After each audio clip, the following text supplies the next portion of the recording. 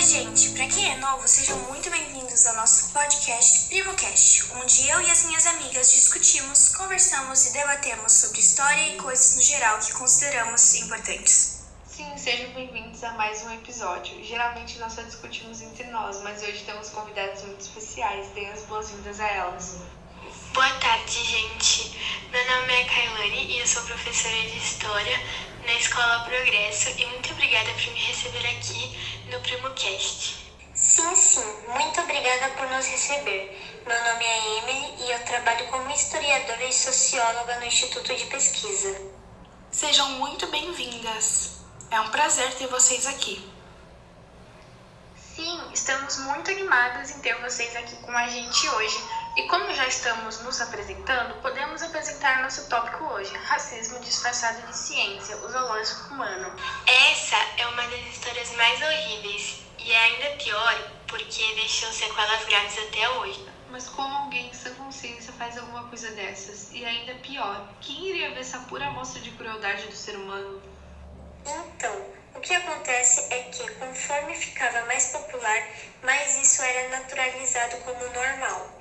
Essa amostra de desumanidade ficou popular em muitos países europeus. Sim, chegou até o outro lado do Oceano Atlântico, nos Estados Unidos. Com a popularidade que estava, só uma exposição normal recebia em média 300 mil visitantes. Eu li que em Paris, um zoológico chegou a ser visitado por 1 milhão de pessoas. 1 milhão? Não dá pra acreditar. Não só isso, mas eu tava lendo um pouco sobre o assunto antes e a objetificação de pessoas de diferentes etnias e culturas era enorme. Eles materializavam essas pessoas a ponto de dar a elas de oferta, tipo uma mercadoria viva. Meu Deus! Sim, apesar de parecer absurdo pra gente nos dias de hoje, no passado era visto como uma simples exposição científica. Eu acho que consta muito no fato de que de lá pra cá, essa atitude cultural e ocidental nos países imperialistas passou a ser considerada vergonhosa e uma desgraça para a humanidade.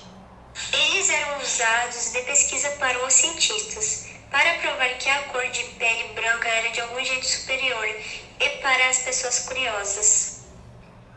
Eu também estava pesquisando um pouco antes e uma coisa que me deixou especialmente aterrorizada foi que um município da Espanha colocou um africano dissecado em uma vitrine. Nossa, que horror!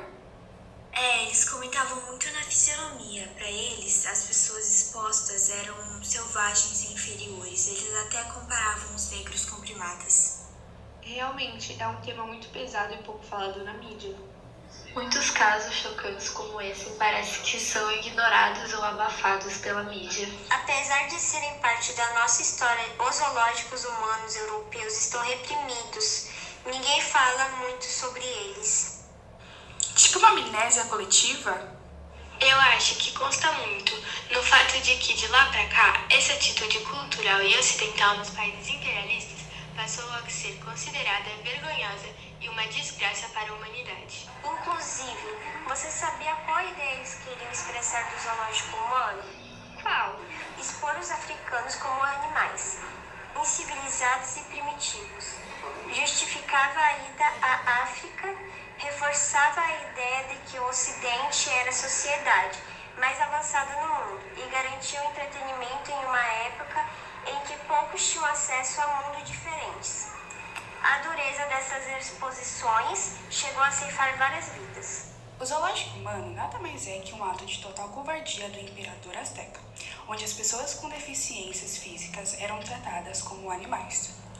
Em pleno renascimento italiano, o imperador azteca se gabava de ter, além de todos os tipos de animais exóticos, vários selvagens, que falavam mais de 20 línguas, entre mouros, tártaros, indianos, turcos e africanos. Essa tamanha desumanização ficou tão famosa que milhões de pessoas visitaram os zoológicos humanos, criados como parte de grandes feiras internacionais.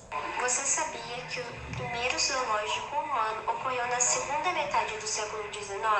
Tudo começou quando o pescador alemão Klaus Hausenberg teve a ideia de começar a cobrar para que as pessoas vissem as focas árticas, que ele havia capturado em uma de suas expedições e mantinha em uma piscina no quintal da sua casa. Chegou a um ponto que tinham até turnês de 1 ou 2 anos com paradas exposições universais de circos, museus, teatros e até zoológicos, como a gente estava discutindo, e a taxa de mortalidade entre os integrantes que estavam nesses circos, museus, teatros e até zoológicos era muito alta. É possível opinar que o zoológico humano era, na verdade, desumano, expondo ao ridículo seres humanos que promoviam danças ou interações com animais, como se estivessem na vida selvagem e fossem muito diferentes dos seus telespectadores. Porém, o objetivo era tão somente divertir a audiência. Nossa, ouvir tudo isso chega até a dar um apertinho no coração, né? Naquela época era algo tão comum. Não consigo acreditar e aceitar que essas coisas aconteciam tão normalmente.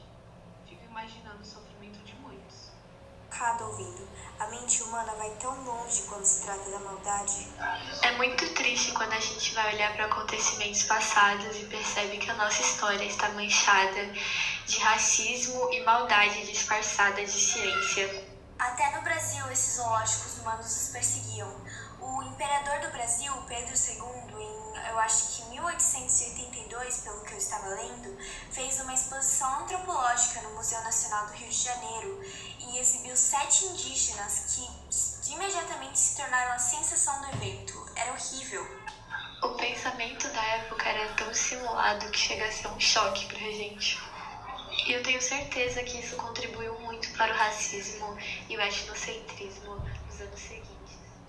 Isso tudo começou em 1874, quando o mundo inteiro vivia o neocolonialismo. Foi nesse ano que o vendedor de animais selvagens Karl Rangerbeck, que fornecia bichos para zoológico, criou a primeira exposição colonial na Europa, com povos nativos africanos. A ideia foi um sucesso. Geralmente, esses locais mantinham nativos primitivos vindos da África, para que povos europeus pudessem observar as diferenças culturais. E ver pessoas com uma cor de pele diferente era uma novidade. Muitas crianças europeias e até adultos nunca tinham visto uma pessoa negra de perto. Não somente os negros foram alvo dessa exibição absurda, mas também asiáticos, índios, esquimós, pigmeus e nativos de diversos países da África, e entre outras etnias. Essa exposição atraía milhões de turistas e gerava muito retorno financeiro para os organizadores. Quando a gente fala desse zoológico humano, a gente pensa que é algo que aconteceu há muito tempo atrás. Mas se a gente for fazer as contas, isso aconteceu há pouco mais de 64 anos. E pensar nisso, né? 64 anos não é nenhuma vida inteira de uma pessoa, então é realmente muito chocante e recente até.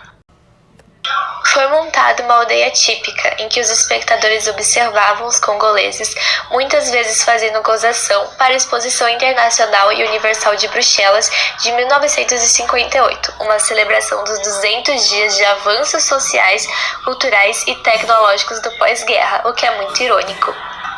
Se não reagiam, jogavam moedas ou bananas para eles pela cerca de bambu, escreveu um jornalista da época. Depois das humilhações e torturas, os congoleses se cansaram das condições em que eram mantidos e do abuso público, e o zoológico humano fechou. Esse foi o último da história. Bom, gente, vamos ficando por aqui. Estamos todos muito felizes por vocês estarem presentes e compartilharem essa história. Claro, fiquei muito feliz e agradeço o convite. Acho que esse assunto deveria ser bem mais comentado. Muitas pessoas nem têm noção disso. Verdade, fico muito satisfeita em poder vir aqui no PrimoCast e conversar com vocês sobre essas coisas.